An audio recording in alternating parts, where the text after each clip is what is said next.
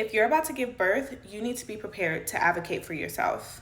That's the difference between a good and bad birth experience a lot of the time. And I'm not just talking about for hospital births. This matters for birth center births and home births. My midwife literally discontinued care with me after my water broke because I chose to do what I wanted to do with my own body. Water had been broken for 12 hours. Labor did not start. My midwife had a really short time frame in which she would allow a home birth, but she wanted me to go to the hospital to get checked to make sure that my waters actually fully broke. So I did that. Got to the hospital, everything looked great with the baby. They were about to let me leave, but then they said, oh, by the way, your baby is breached, so the OB wants to schedule you for a C-section in the morning. And I told them, absolutely not. You will not be cutting my stomach open for a breech baby. I understand that y'all are not comfortable delivering one vaginally, but to me, that is not a medical emergency. And I believe C-sections are for medical emergencies only. And a breech baby, in my opinion, is not that. So I signed a whole bunch of papers and left the hospital against medical advice. And my midwife, she also was like, well, I'm going to have to discontinue care because babies do what they want to do. And sometimes it doesn't align with what we think and blah, blah. I told her, listen, I understand you got to do what you got to do. It is what it is, but I will not be getting a C-section for a breech baby. It's not happening. Side note, I'm not advocating for anybody to be radical like me. I just knew the Lord was going to work it out in my favor, which he did. So my husband and I, we left that hospital. We went home. We did some flips and tilts from some video I found on YouTube, which is my go-to whenever I have a baby that is not in the right position. We prayed, we ate some food, we went to sleep and took our sweet time going to the hospital the next day. I didn't even tell them what the other hospital said. I just went there like, listen, my water's been broken for over 24 hours. I'm here. So they checked me. Guess what? Baby flipped right back, head down in the perfect position. And by the grace of the Lord, our baby stayed head down the entire time until I gave birth to him, unmedicated like I wanted to anyway. And again, you don't have to be as extreme as me. Just make sure you know what's going on with your body, what's truly an emergency, what's not. Learn the labor processes and how they like to do things, because even though I was able to have an unmedicated, as in like no epidural, natural birth at the hospital, I did still have to have an induction process begin. So I took Cervidil, not Cervidil, they was Cytotec. I always get them mixed up, but they're both a cervix softener.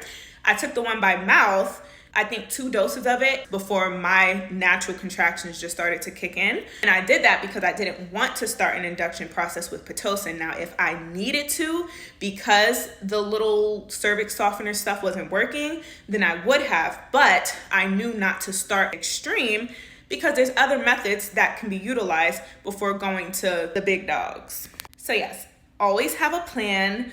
Know how you want the process to go, but also please remember that everything cannot go exactly how you want it to sometimes. There are true emergencies. We're not going to be foolish. Like, example, with our first son, he wanted to come out sunny side up, but also face presenting, which is really crazy. And thank the Lord I had a nurse midwife at the hospital as my provider, because she gave me an episiotomy. I did not want that. That was a part of my birth plan. Like, I don't want an episiotomy, but if I had to choose between an episiotomy and a C-section, give me that episiotomy. And that's exactly what she did, because typically with a face presenting baby, you're instantly going to the OR. So again, sometimes you're not going to be able to have exactly what you want, but if you list things out and you know what's going on, you can have a more favorable outcome, because you know, like, okay, I made informed decisions. With our first child, I had a full induction. I didn't really research the induction process, which is why I'm telling y'all, do your research. I researched everything else. I had a birth plan back when birth plans were not even a thing, but they kept pushing me, despite what my birth plan said, like, hey, I do not want my water broken at all, because I have read that it can slow your labor down. And if your labor slows down, then failure to progress. And then boom, who has a C-section? That mama. I was not going to be that mama. So I kept telling them, no, you can break my water when I'm 10 centimeters dilated. And that's exactly what I made them do. Like, you're not going to break my water until I'm ready, which was at 10 centimeters, and the baby came out great. Again, advocating for yourself. Remember, this is your body. Nobody can do something to your body that you don't want them to do, for the most part. And they shouldn't. You should be informed about what's going on. You should know what's going on, because these decisions affect you, okay? So that is my advice. Make sure you ladies have a birth plan. Make sure you know what procedures are going on, what's what. Shoot, even if you're having a C-section, make sure you know what's going on. Like, there's just so much that happens during birth that so many people are not aware of. And that's no shade to medical professionals. They, study to do their job, so they do know a lot. However, I don't care how much you know. I know my body and I know what I want with my body. And I'm also going to do that same research to an extent just to make sure that things are going in my best interest, not in a doctor or a nurse's best interest or midwife's best interest. It's going to go in my best interest because it's my body. But you got to be serious, okay? You got to make sure, listen, I already told y'all what I wanted. Please don't bother me about this again.